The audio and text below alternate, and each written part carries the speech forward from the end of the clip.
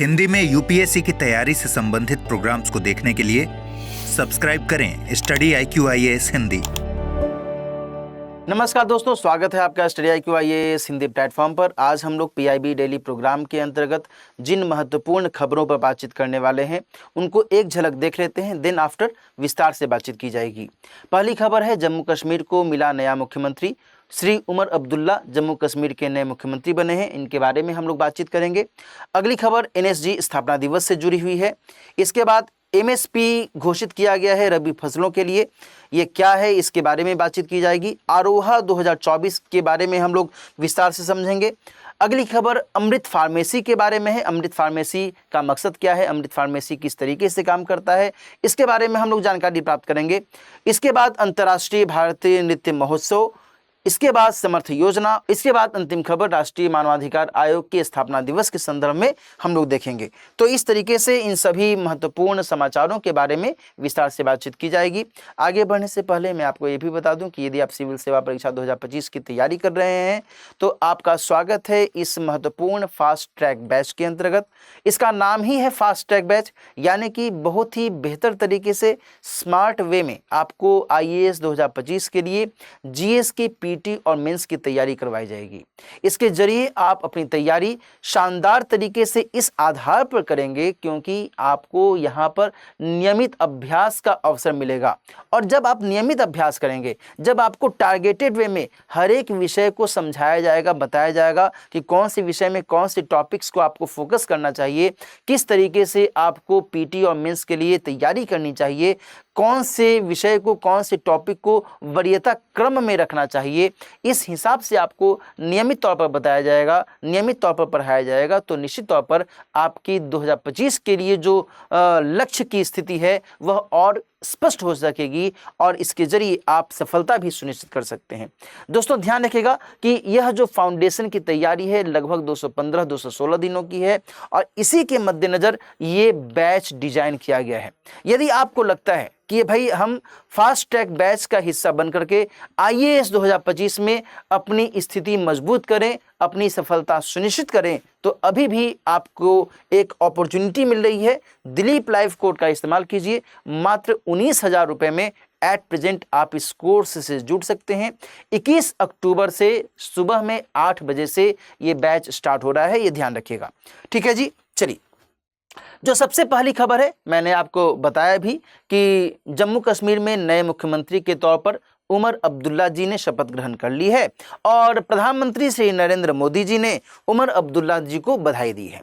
यहाँ पर हम लोग ये समझेंगे कि आखिर जम्मू कश्मीर में जो अभी हाल में विधानसभा चुनाव आयोजित किया गया, इसके पीछे की जो पृष्ठभूमि रही ये क्या कुछ रही थी। बहुत अधिक डिटेल में नहीं जाएंगे, लेकिन हल्की सी पृष्ठभूमि समझ लेंगे और साथ ही संघ शासित प्रदेश के स्तर पर भी कुछ महत्वपूर्ण फैक्चुअल बातें जानकारी के तौर पर ले लेंगे। देखो, सबसे पहले तो ये समझ लो कि जम्मू कश्मीर पुनर्गठन अधिनियम 2019 लाया गया था। शायद आपको पता होगा कि 5 अगस्त 2019 को जब अनुच्छेद 370 को एब्रोगेट किया गया और देन आफ्टर, एब्रोगेट करना मतलब उसको एक तरीके से वापस लेना, उसको एक तरीके से समाप्त करना। बहुत सारे जो उसके प्रावधान थे उनको एकदम निरस्त कर दिया गया, उसको समाप्त कर दिया गया। तो इसी को अंग्रेजी में एब्रोगेशन कहा दिया जाता है। ठीक है जी।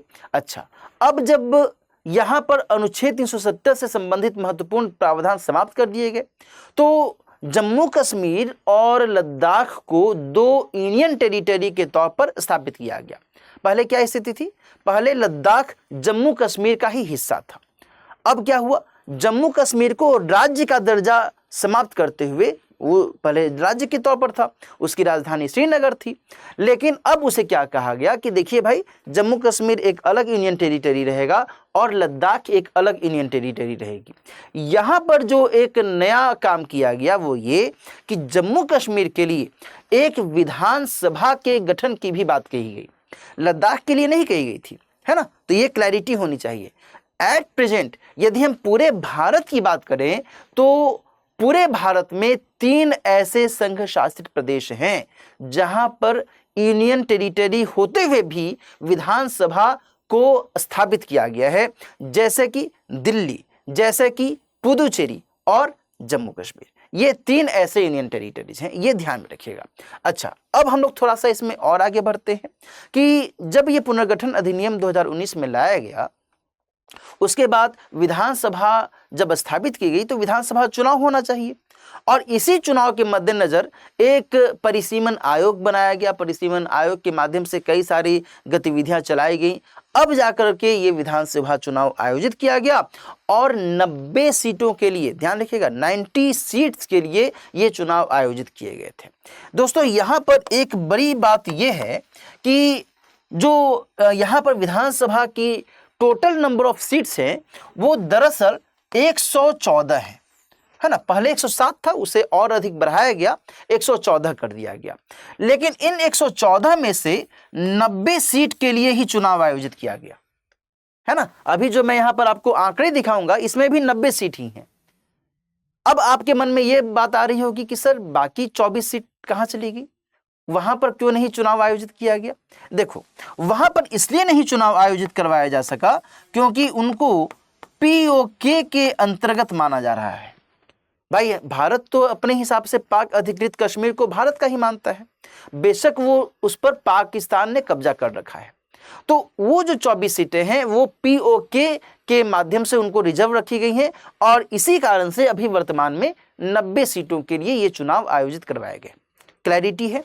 चलिए, अब हम लोग यहाँ पर एक एक करके जो भी यहाँ पर राजनीतिक दलों ने इस चुनाव में पार्टिसिपेट किया उनकी क्या स्थिति रही, किसको सबसे ज़्यादा सीटें मिली ये भी देखेंगे, और किसको क्रम में कम सीटें मिली वो भी हम लोग देख लेते हैं। क्योंकि कई बार ना एग्जामिनेशन में सीधे टेबल दे देता है, आपने शायद कभी अनुभव किया होगा, सीधे टेबल दे देता है कि भाई यहाँ पर चुनाव आयोजित हुआ और ऐसे ऐसे बताइए कौन सा क्रम सही है। तो इसी लिहाज से मैंने यहाँ पर इसको मेंशन कर दिया है। अब थोड़ा सा देखो कि जो सबसे बड़ी पार्टी है यहाँ नेशनल कॉन्फ्रेंस के तौर पर उभरी है, 42 सीटों पर इसने चुनाव जीता है, ठीक है जी। और उमर अब्दुल्ला नेशनल कॉन्फ्रेंस के ही महत्वपूर्ण राजनीतिक नेता हैं। जो उमर अब्दुल्ला हैं इनके फादर हैं फारूक अब्दुल्ला, और उनके फादर हैं शेख अब्दुल्ला। शेख अब्दुल्ला बहुत ही कद्दावर नेता थे जम्मू कश्मीर के, एकदम पंडित जवाहरलाल नेहरू से बहुत ही मैत्रीपूर्ण संबंध था उनका। एनीवेज, तो ये ध्यान में रखिएगा। जो अगली राजनीतिक पार्टी है वो है बीजेपी, जिसने यहाँ पर 29 सीटें अर्जित की हैं, यानी कि एक तरीके से महत्वपूर्ण विपक्ष के तौर पर ये उभरी है। जो अगली राजनीतिक पार्टी यहाँ पर उभरी है इंडियन नेशनल कांग्रेस, उसे 6 सीटें मिली हैं। इसके बाद पीडीपी, पीपल्स डेमोक्रेटिक पार्टी, आपने महबूबा मुफ्ती जी का नाम सुना होगा, ठीक है। तो उन्हीं के नेतृत्व में वर्तमान में ये पार्टी काम कर रही है, 3 सीटें इसे मिली है। इसके अलावा जम्मू कश्मीर पीपल कॉन्फ्रेंस को 1 सीट, सीपीआईएम यानी कि communist party of India Marxist को 1 सीट से संतोष करना पड़ा है। आम आदमी पार्टी भी इसमें पार्टिसिपेट की थी, है ना, ये भी ध्यान रखिएगा भाई। आम आदमी पार्टी एक राष्ट्रीय दल के तौर पर अब उभर चुका है, तो आम आदमी पार्टी ने भी यहाँ पर पार्टिसिपेट किया, 1 सीट से इसे संतोष करना पड़ा। और इंडिपेंडेंट में यानी कि निर्दलीय में 7 उम्मीदवार जीते। टोटल 90 सीटों पर यह चुनाव आयोजित किया गया। यहाँ पर ये आंकड़े आप ध्यान में रखिएगा। क्लियर है। चलिए, अब यहाँ पर मैंने आपको बता दिया कि जम्मू कश्मीर पुनर्गठन अधिनियम 2019 लाया गया, और देन आफ्टर 2023 में उसमें कुछ और संशोधन किए गए, जिसके अंतर्गत 7 और विधानसभा सीटें जोड़ी गई, 107 से इसे 114 कर दिया गया था। ये सब हम लोगों ने देख लिया। थोड़ी सी कुछ फैक्चुअल जानकारियां मैं आपको दे दूं, जैसे कि किस भाग में संघ शासित प्रदेशों के बारे में चर्चा की गई है।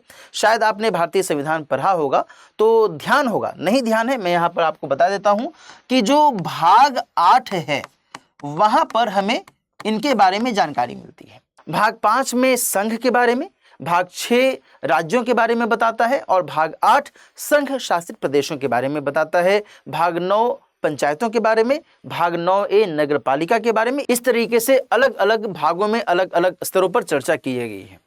संघ शासित प्रदेशों की वर्तमान में संख्या कितनी है, तो 8 है। पहले 9 थी, बाद में दादर नागर हवेली और दमन दीव को एक ही संघ शासित प्रदेश माना गया है, तो अब 8 है।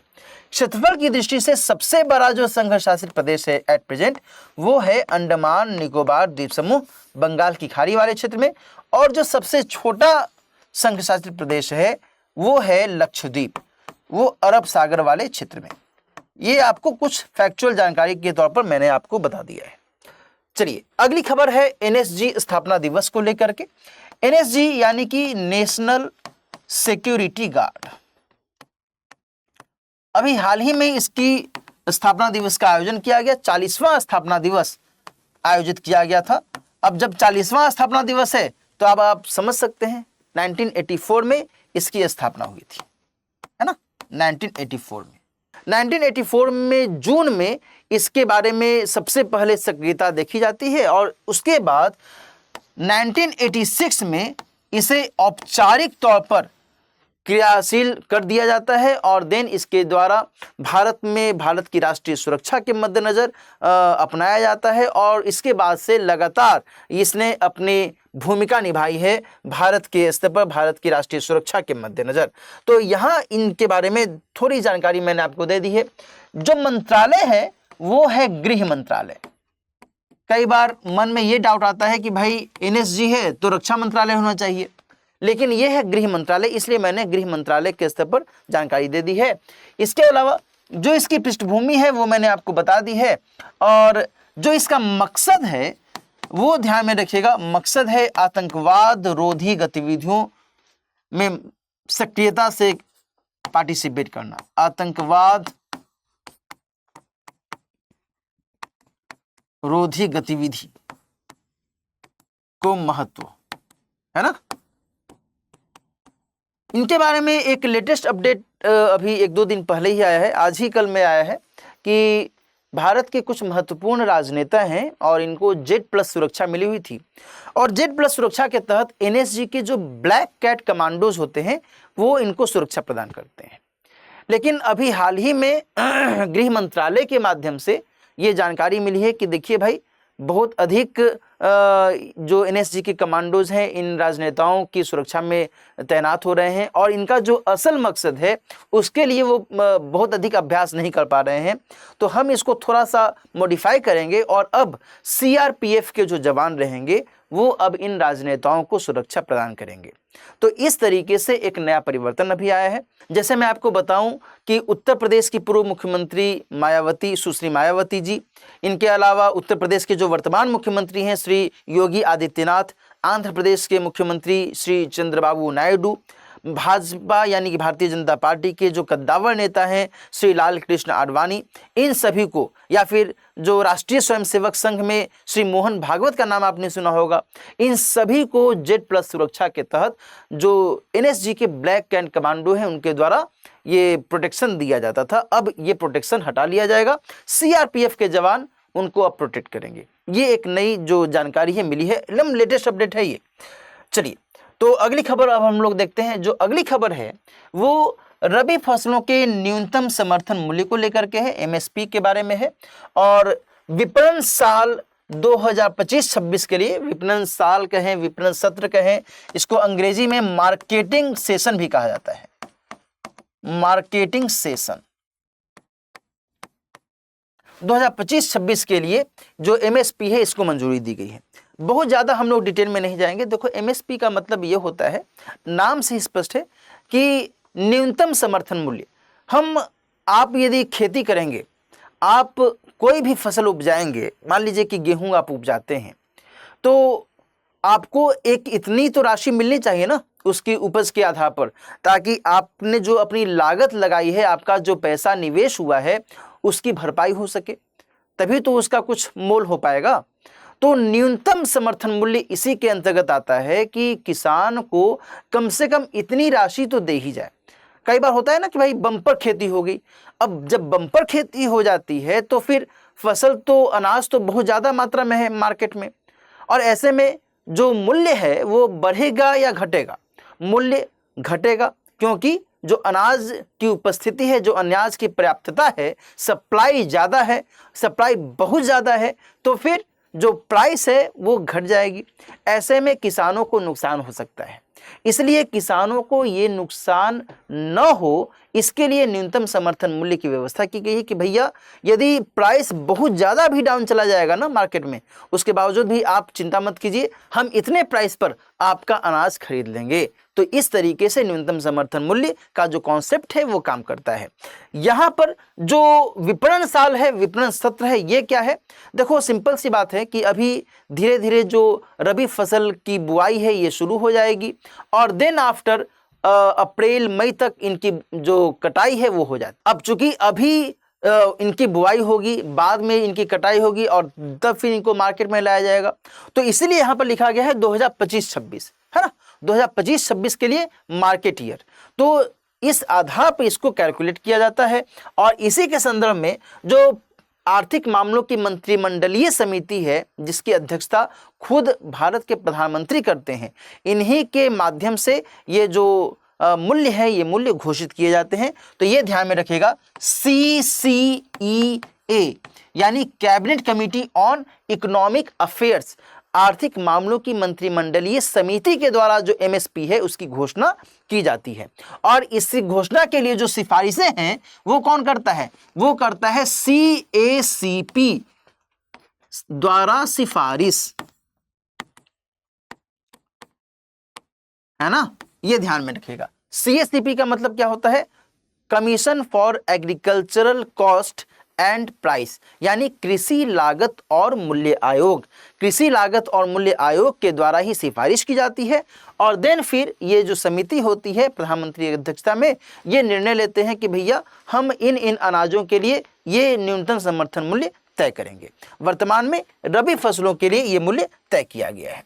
यहाँ पर मैं आपको थोड़ा सा इंडिकेट कर रहा हूँ, शायद आपको दिख रहा होगा, नहीं भी दिख रहा हो मैं यहाँ पर लिख भी दूंगा ताकि आपको क्लैरिटी रहे।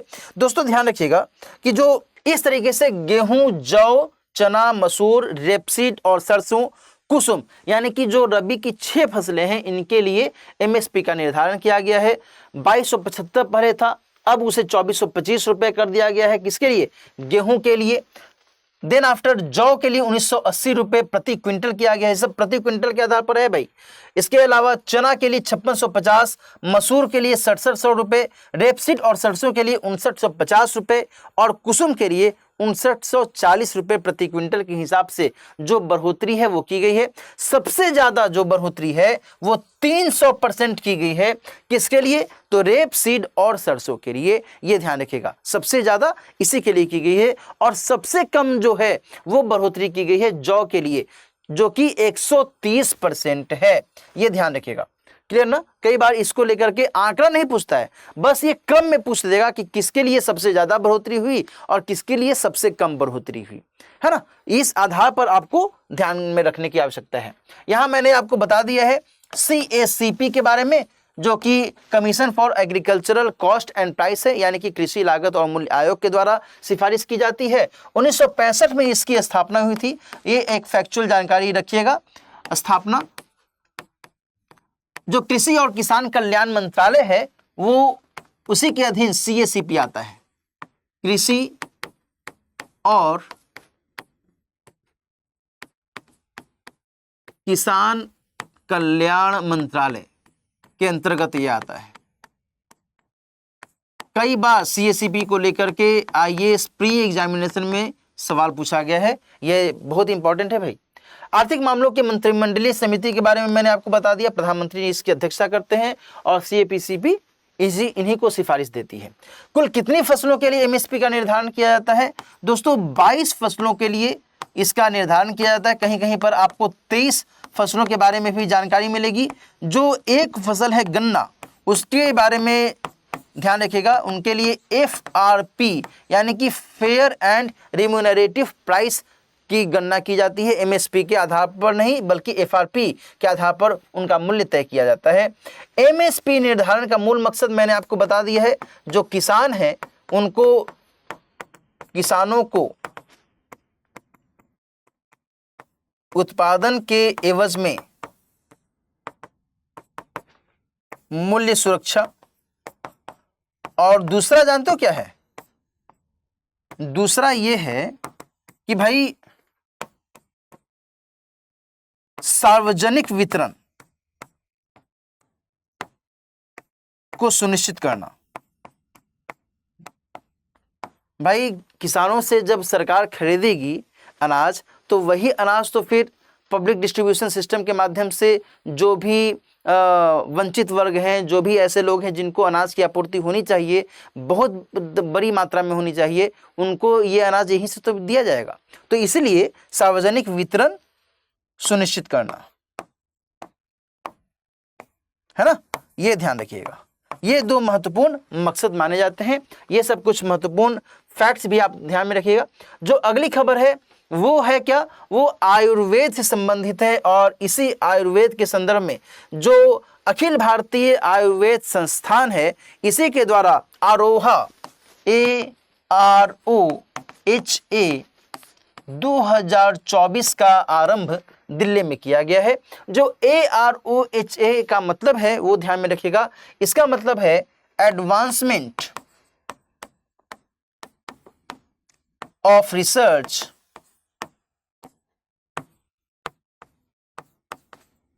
एंड ग्लोबल, यानी कि वैश्विक तौर पर ग्लोबल अपॉर्चुनिटीज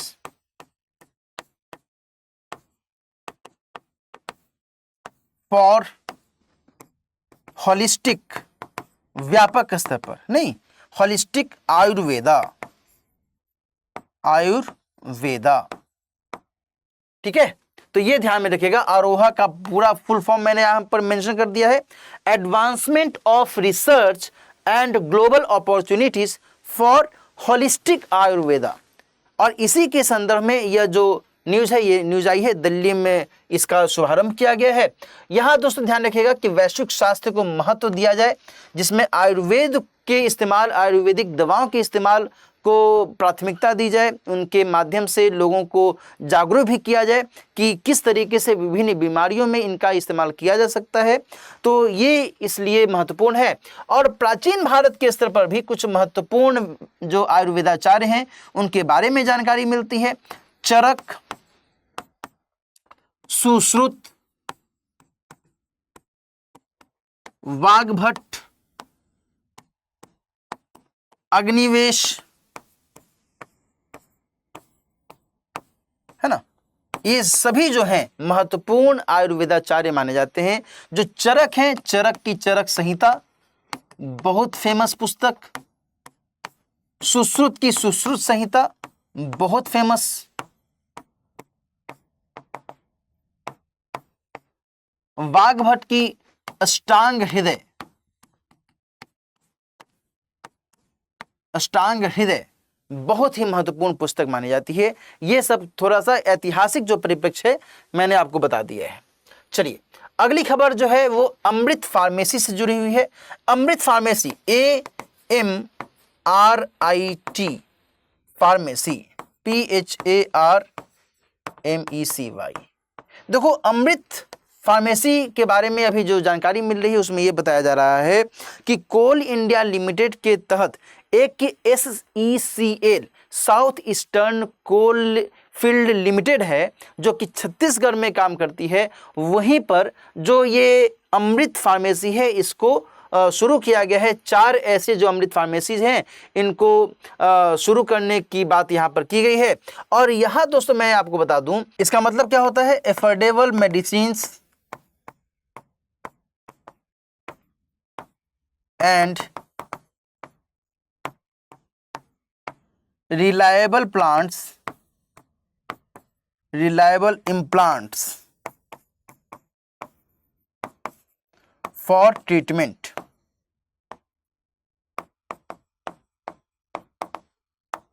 ठीक है जी, तो ये ध्यान में रखिएगा, उपचार के लिए सस्ती दवाइयां और विश्वसनीय प्रत्यारोपण, इसी के मद्देनजर जो ये अमृत फार्मेसीज हैं काम करती हैं। बहुत ही बेसिक सी बात मैं आपको बताऊं कि दवाइयों की कीमत आज के समय में यदि आप देखें, यदि गंभीर बीमारियां हैं तो ऐसे में दवाइयों की कीमत ज़्यादा होती है या कम होती है, ऑब्वियसली ज़्यादा होती है। और ऐसे में यदि जेनेरिक दवाओं का इस्तेमाल किया जाए, साथ ही सर्जरी से संबंधित जो कंज्यूम करने वाले, यानी सर्जरी में उनका इस्तेमाल किया जाए और देन उनको डिस्पोज कर दिया जाए। तो ऐसे जो भी आइटम्स हैं इनको यदि कम कीमत पर उपलब्ध करवाया जाए रोगियों को, रोगी के परिवारों को, तो फिर उनकी जो मेडिकल स्तर पर जो एक्सपेंडिचर की स्थिति बनती है, खर्च की स्थिति बनती है, उसमें बहुत बड़े पैमाने पर कमी आ सकती है। और इसी के आलोक में, इसी के मद्देनज़र ये जो अमृत फार्मेसी है इसको शुरू किया गया था। दोस्तों ध्यान रखिए कि 2015 में ये इसके बारे में सबसे पहले काम शुरू किया जाता है, जो भारत सरकार का स्वास्थ्य और परिवार कल्याण मंत्रालय है, इसी के सौजन्य से ये जो अमृत फार्मेसीज है इनको शुरू किया गया था। तो ये कुछ महत्वपूर्ण फैक्ट्स ध्यान में रखिएगा। जो अगली खबर है, संगीत नाटक अकादमी के सौजन्य से भारत सरकार के द्वारा भारतीय राष्ट्रीय नृत्य महोत्सव का शुभारंभ किया गया है और इसी के मद्देनज़र ये खबर चर्चा में आई है। और यहाँ पर मैं आपको बता दूं संगीत नाटक अकादमी के बारे में। संगीत नाटक अकादमी की शुरुआत होती है 31 मई 1952 को, सबसे पहले इसकी स्थापना की जाती है और 1953 में भारत के प्रथम राष्ट्रपति डॉक्टर राजेंद्र प्रसाद के द्वारा इसको शुभारंभ किया जाता है। और साथ ही जो इसका उद्देश्य है वो ये है कि भारत की अमूर्त विरासत के तौर पर, विरासत के तौर पर संगीत, नृत्य और नाटक को महत्व देना, संरक्षण करना, सरकार को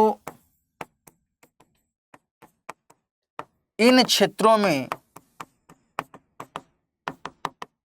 कार्यक्रम आदि के लिए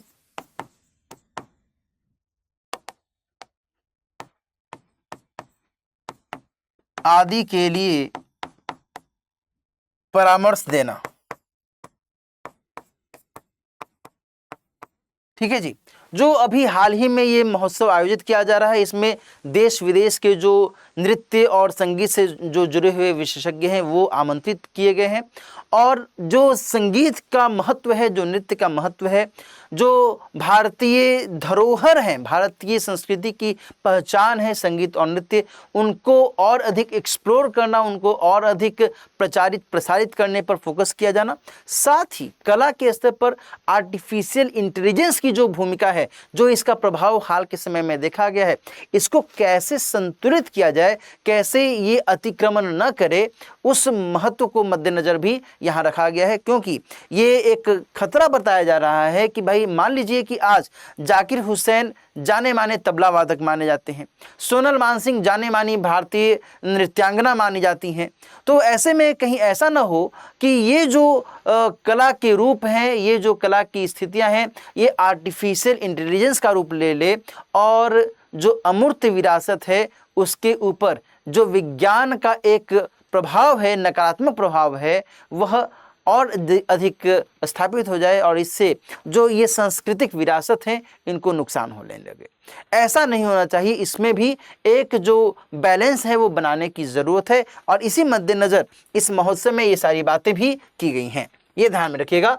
जो अगली खबर है दोस्तों वो समर्थ से संबंधित है। समर्थ एक महत्वपूर्ण योजना है और इसको इंग्लिश में कहा जाता है स्कीम फॉर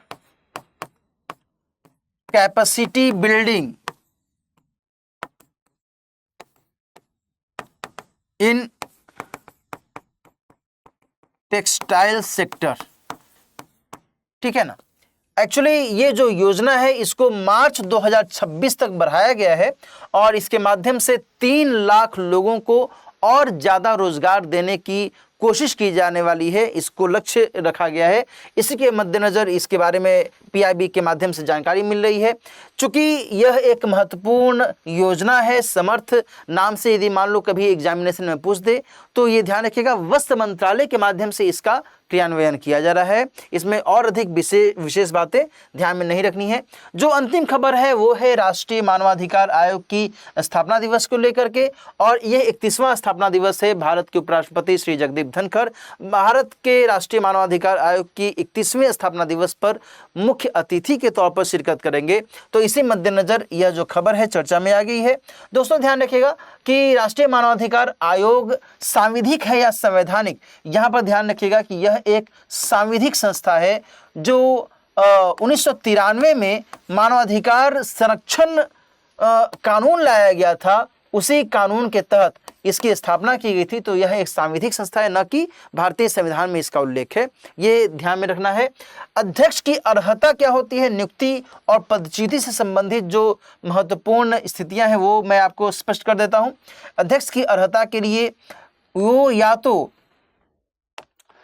सर्वोच्च न्यायालय